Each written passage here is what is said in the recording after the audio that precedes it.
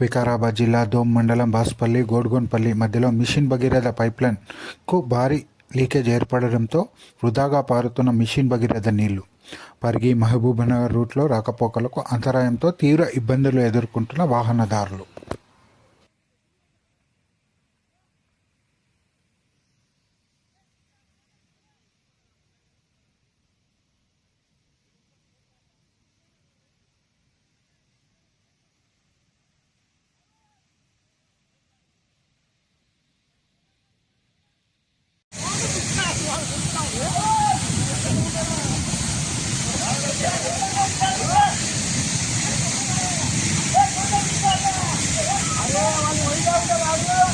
ఏ లోపల ఉండరా, ఇంకా లోపల ఉండరా, లోపల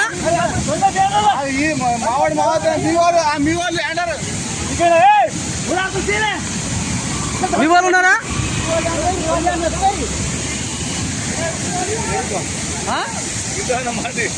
ఏ ఇప్పుడు